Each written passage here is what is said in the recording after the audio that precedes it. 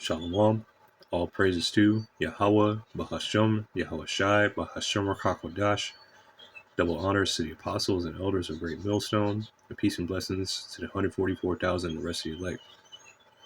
Hey, dark skies ahead.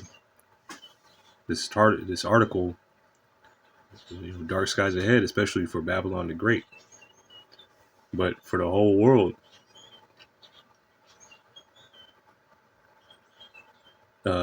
So this is an article from Grow Further, Food Security Forecast for 2024, Dark Skies Ahead. The economic disruptions brought about by war, price inflation, and the lingering effects of a global pandemic combined to make 2023 a challenging year for worldwide food security. Unfortunately, these same conditions are lingering on this year, resulting in governments and aid agencies predicting problems with meeting the world's 2024 food security and nutrition needs. I'm going to jump down. Some forecasters fear conditions may worsen compared to the end of last year.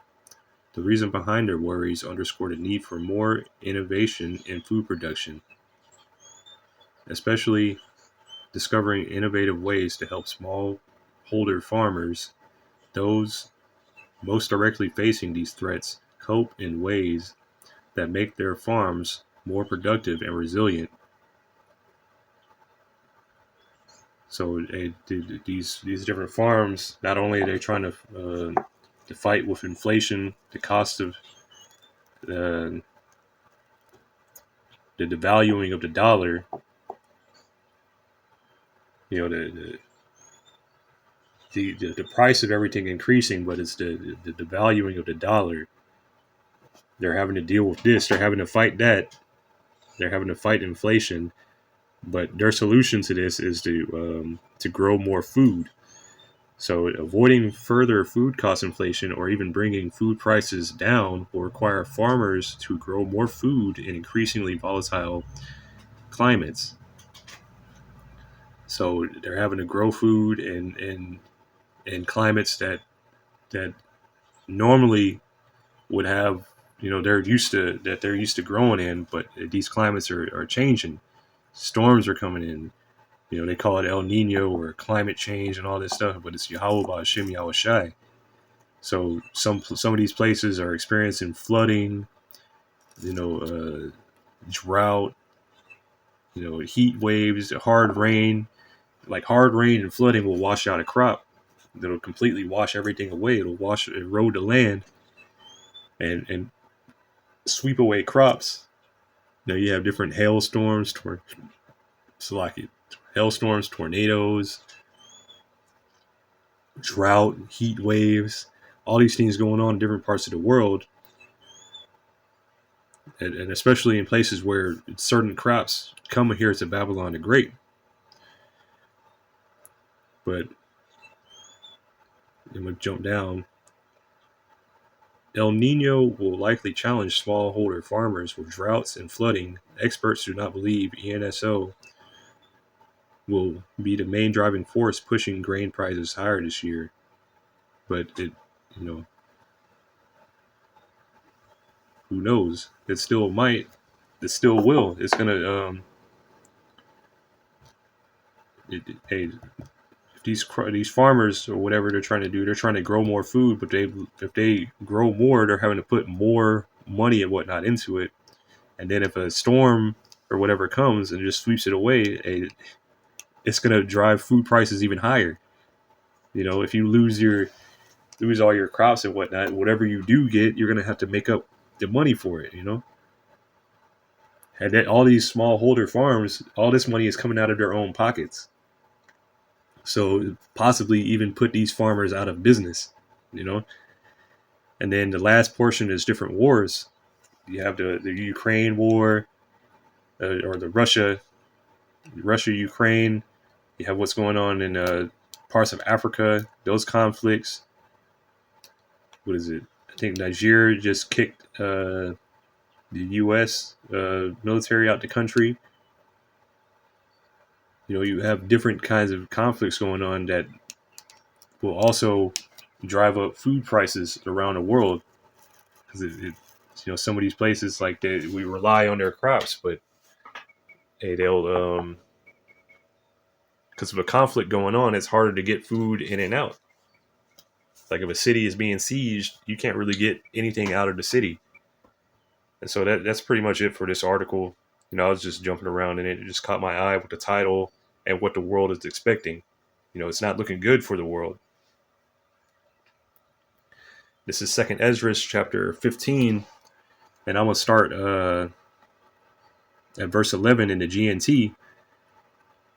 And this is,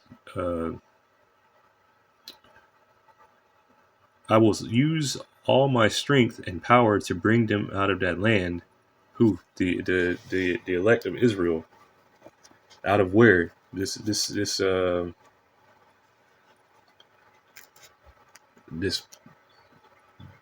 out of modern day Egypt. It's spiritually Egypt. It's spiritually Sodom. It's Babylon the Great, the Golden City, aka America. And in this time, Yahweh Ba'Shem Yahushua is visiting this land with different storms, pestilences, all these things going on. It's being hit by the same plagues that the first Egypt was hit with during our deliverance from there. I will use all my strength and power to bring them out of that land. And also, it's going to be such a great deliverance that the old Egypt is not going to be talked about anymore. I will bring disasters upon the Egyptians, as I did earlier, and I will destroy their country. The whole land will be in mourning. It will be shaken to its foundations when I, Yahweh, Ba'Shem Yahushua, strike it and pound on it. Verse 13. The farmers will mourn because their seed will fail to sprout, and their trees will be destroyed by blight, hail, and terrible storms. Hey, so it's not looking. Not only are they predicting through the article, these different organizations is not looking good, but Yahweh Ba'Shem Yahushua himself, hey, it's not looking good for you. And he didn't predict it. He said it, so it's going to happen. It's not looking good. He's going to destroy these crops. He's going to cause a famine. Yahweh Ba'Shem Yahushua is in all this. The farmers will mourn because their seed will fail to sprout, and their trees will be destroyed by blight, hail, and terrible storms. And we see that happening in Babylon the Great too. We just had a hailstorm pass through a few days ago. I think that was what started Friday. I've seen a few videos on that. You had tornadoes picking up. You have flooding going on along the different parts of the country.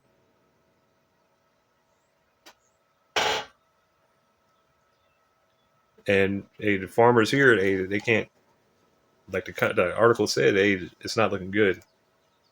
They have to find out better ways how to grow stuff, but it's not going to work. The world and the people that are in it are doomed. And these people in this world, if they're not under the protection of Yahweh Ba'Shem Yahushua, if you're not of the nation of Israel or the elect of Israel, hey, you're doomed. The war that will bring their destruction is very near. Nations will arm themselves and fight against other nations. We have World War III on the rise. All the nations are going to be gathered together in the Valley of Yehoshaphat, which is in the Middle East, the Gulf of Oman. You have all these different nations gathering together right now. You have the Steadfast Defender going on right now, which is pretty much all of NATO doing their exercises. You have the Russia, China doing their exercises around the same area. It's only a matter of time before something pops off. You have Israel doing whatever they're doing. The lowest of the low doing what they're doing, and it's going to drag other nations into the conflict, and it's going to drag all these nations into World War III. There will be great political turmoil, with one group trying to overpower another and gain control while ignoring the legitimate government. And that's happening here in Babylon the Great. They have, what is it, with the MAGA people, those people versus the you have the left versus the right here. They're against each other. Basically a civil war. You had that movie also coming out, Civil War, coming out in April. There will no longer be free access to cities. You have what's happening in New York City. They're wanting to put that travel tax. If you want to go into the city, you work in the city or whatever, you got to pay a certain amount every day to go into the city.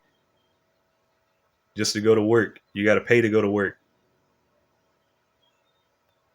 Because the struggle for power will bring destruction, terror, and total confusion wherever people live. In the cities, it's going to be outright chaos. You already see that. You already see it starting to pop off now. They're bringing in all kinds of immigrants over from all these different countries. A lot of them are violent. Have no connection here. They're causing chaos wherever they're going. And then also you have that, not only those people coming over here, you have some of those people are fighting age, like soldiers coming over. You have all these different nations coming over into these cities, coming in and just waiting for the chaos to start, to fully start. Verse 19, driven by famine and terrible suffering, people will assault their neighbors and mercilessly plunder their possessions. So, the famine, like I said, dark skies ahead. It's not looking good because they're not going to be able to bring down these food prices. They're not going to be able to make more food and all this. Food is going to get harder and harder to come by, up until the point where people are going to start, you already see people, waiting, following people home and whatnot, robbing them for their food and whatnot. It's eventually going to be coming to where people are going to be invading their neighbors' houses. Driven by famine and terrible suffering, people will assault their neighbors and mercilessly plunder their possessions. All these people that advertising, their food storages and whatnot, their little bunkers, all these things. Your neighbors are watching you.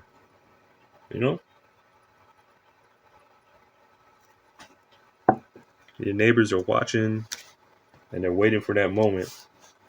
You one of them people that got all them bumper stickers on your car with all the guns, come and take it. Somebody's gonna come and take that. And I'm gonna get I'm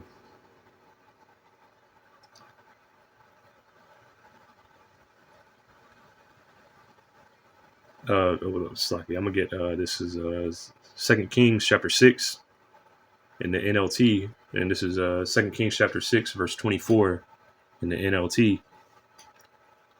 Because this time there was a great Samaria was being besieged, and there was a famine in the land. Matter of fact, I'm gonna just start at 25. As a result, there was a great famine in the city. The siege lasted so long that a donkey's head sold for 80 pieces of silver, and a cup of dove's dung sold for 5 pieces of silver. So, inflation. The price of a donkey's head, which isn't even clean, that was selling for 80. A cup of dove's dung. People were eating bird shit for 5 pieces of silver. That's if you had the money. One day, as the king of Israel was walking along the wall of the city, a woman called to him, "Please help me, my lord, the king." He answered, "If Yahweh doesn't help you, What can I do? I have neither food from the threshing floor nor wine from the press to give you. So as even the king didn't have any food.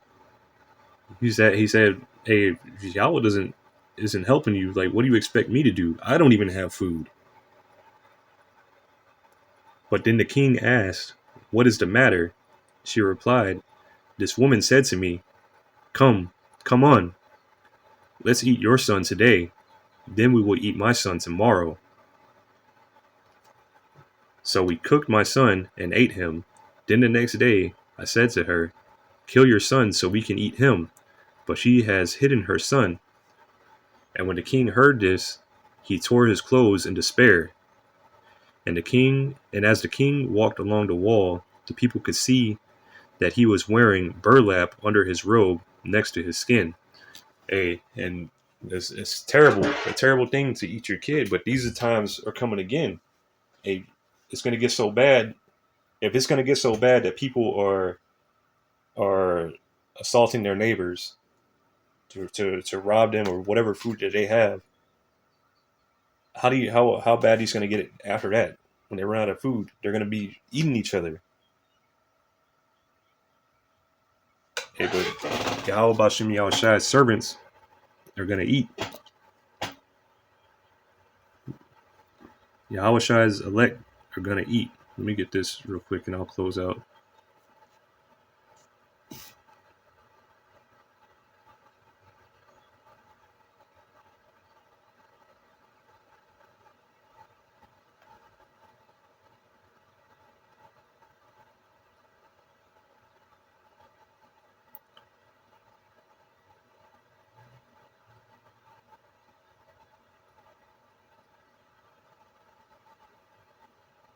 This is Isaiah 65. And let me see. I'm going to start at verse 12. Therefore will I number you to the sword, and ye shall all bow down to the slaughter, because when I called, ye did not answer. And in this time, you see the men of the Lord out on the highways, byways, doing videos, doing the YouTube, doing the video essays, the video epistles that are calling for the elect of Israel to repent. But everybody else, it's only for the elect of Israel. Everybody else is going to reject this. So this is to everybody that rejects this word. Because when I called, ye did not answer. When I spake, ye did not hear, but did evil before mine eyes, and did choose that wherein I delighted not. And you see that today. This world that we're currently living in is full of sin. Everybody's doing whatever they think is right. And some of them don't even care if they think it's right. They're just doing evil. They want to do evil. That's why this is the land of great confusion, the land of darkness. Verse 13, therefore thus saith the Lord Yahweh, Ba'ashem Yahushai, behold, my servants shall eat, but ye shall be hungry. Behold, my servants shall drink, but ye shall be thirsty. Behold, my servants shall rejoice, but ye shall be ashamed. And so Yahweh Ba'ashem Yahushai's servants are going to be taken care of. We're going to be, the Lord's servants is going to be good during that time. And Lord willing, I'm up that number. Isaiah 65:14, behold, my servants shall sing for joy of heart, but ye shall cry for sorrow of heart, and shall howl for vexation of spirit. So there's going to be a lot of mourning, howling, and all these things going on around this time. The time's coming, which is Jacob's trouble's coming. You know, and ultimately, hey, that chip is coming, and that's going to be your ticket out. For you wicked jakes especially, y'all gonna get that chip, and ultimately y'all are gonna be destroyed. But hey, Yahweh Ba'ashem Yahushai's servants are gonna be taken care of. Is the point. And Lord willing, this is edifying. I'm gonna say all praises to Yahweh Ba'ashem Yahushai Ba'ashem Rakakwadash. Double honors to the apostles and elders of Great Millstone. And peace and blessings to the 144,000 and the rest of the elect. Shalom.